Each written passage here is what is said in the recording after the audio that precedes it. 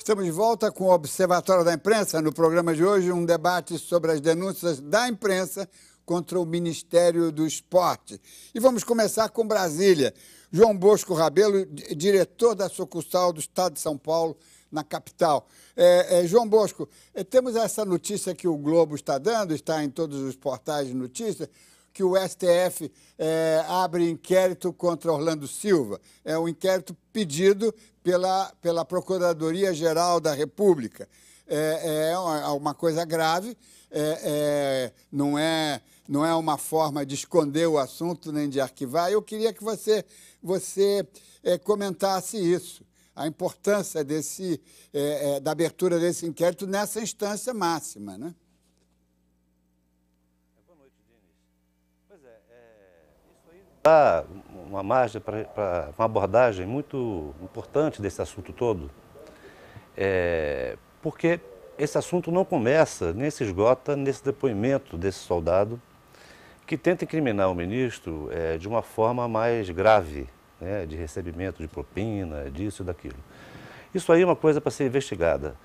Agora, esse caso é muito maior, porque ele envolve uma rede de ONGs montadas pelo PCdoB, cujo traço comum é a fraude no recebimento de dinheiro, o dinheiro que não chega ao seu destino, ONGs de fachada. Por exemplo, muito já se disse aqui no programa, o Juca Kfouri abordou isso também, que essas denúncias vêm lá de trás, né, em 2006, 2007. Mas para ficar numa maneira mais recente, em fevereiro desse ano, o Estado de São Paulo publicou uma série de 10 reportagens sobre esse programa Segundo Tempo, mostrando essas fraudes, percorreu vários pontos do país e deu amplo espaço para o ministro Orlando Silva dar a sua versão dos fatos. Ele deu, o jornal absorveu essas versões, inclusive uma em que ele, um convênio de R$1 milhão aqui na cidade satélite do Gama, que ele se mostrou espantado e disse que ia tomar providências no dia seguinte. Pois no momento em que ele estava no Senado, fazendo a sua defesa, o seu secretário executivo estava renovando exatamente este convênio que ele tinha admitido que era fraudulento. Então você vê que essa coisa é muito maior do que essa questão que o soldado coloca, não é?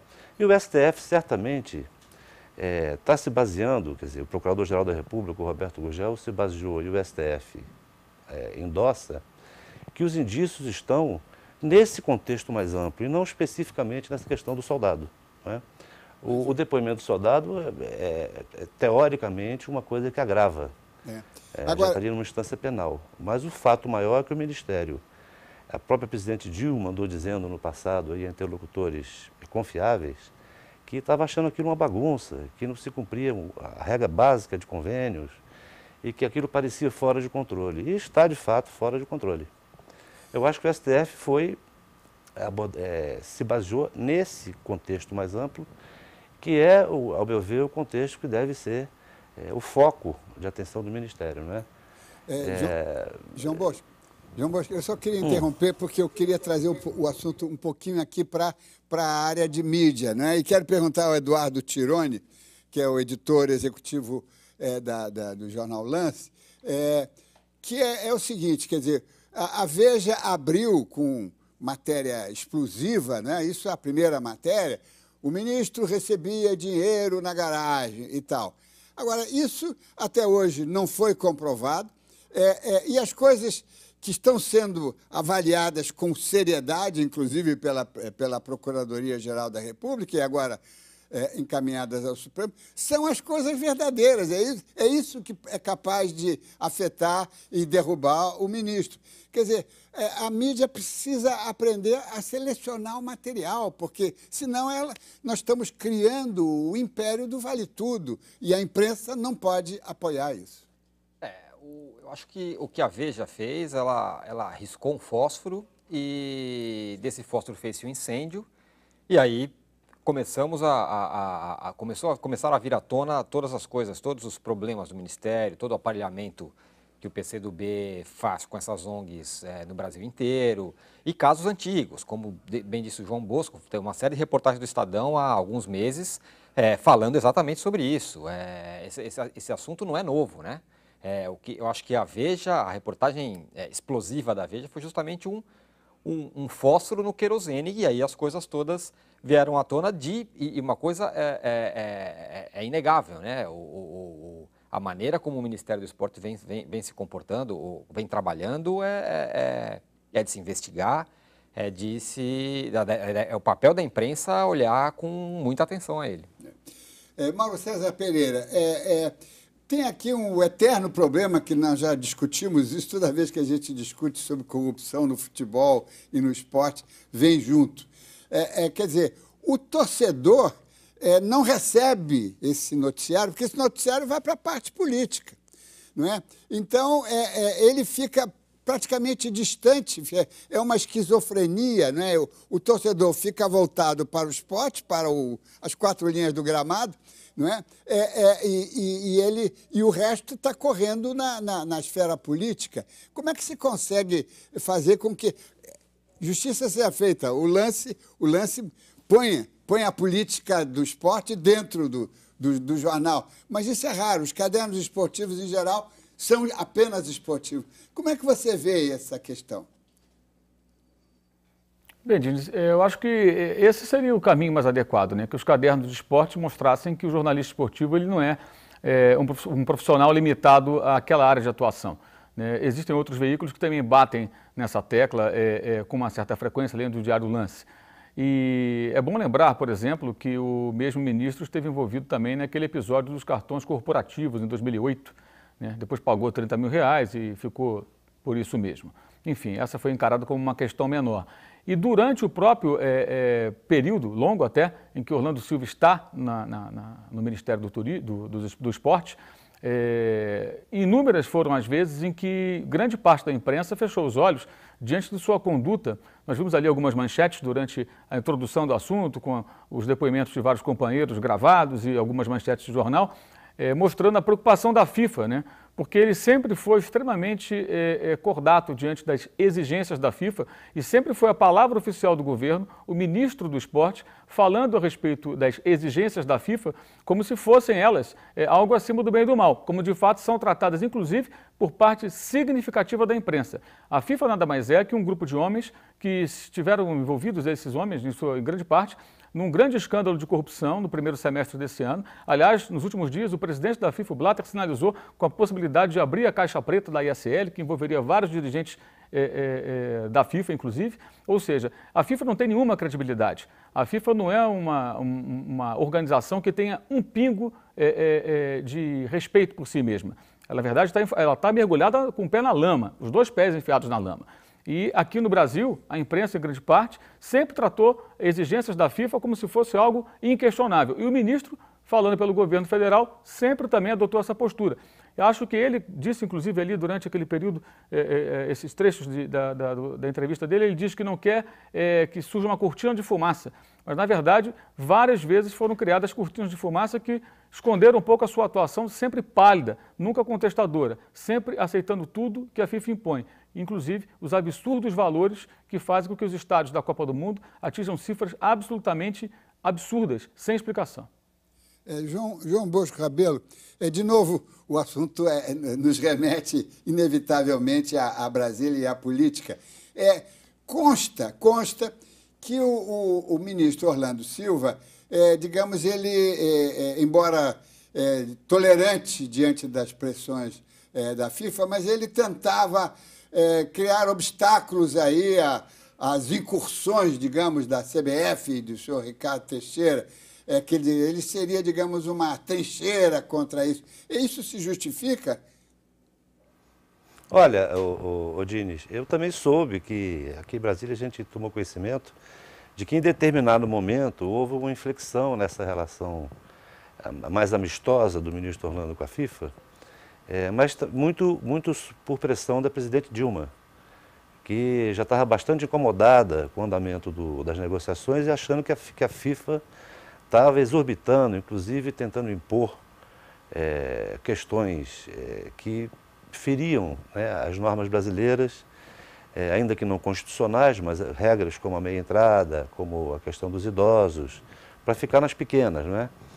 Então, a partir de um certo momento, ele começou a refletir essa exigência da presidente na convivência com o pessoal da FIFA. E aí parece que a FIFA azedou com ele também e começou a, de alguma maneira, tentar desgastá-lo, não é?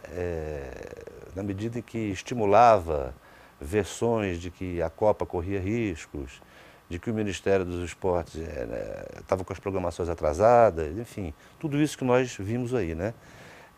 A FIFA realmente tentou se explorar bastante essa situação de crise do Ministério e ainda tenta fazê-lo, né? Eu não acredito que aquela menção lá da FIFA a Orlando Silva como ex-ministro tenha sido casual ou uma gafe. Eu acho que eles fizeram de propósito, né? Para criar um clima de desconfiança maior com o Ministério e assim tentar fazer prevalecer as suas posições. Você vê que o próprio presidente da FIFA não compareceu ao encontro com a presidente Dilma, mandou o secretário-geral, e ainda que seja o secretário-geral o executivo de fato do processo, não deixa de ser institucionalmente uma deselegância com a presidente Dilma, que é o que consta também, está muito irritada com isso. Eduardo Tironi, qual vai ser a manchete do Lance amanhã? Sobre esse assunto? Sobre o caso, né? Bom, o Lance vem acompanhando esse assunto com atenção. É bom ressaltar que o Lance ele foi fundado com o desejo de ser de fazer um jornalismo centrado 100% no que acontece nos campos, nas quadras, piscinas e pistas. Só que a realidade se impõe. A realidade se impõe.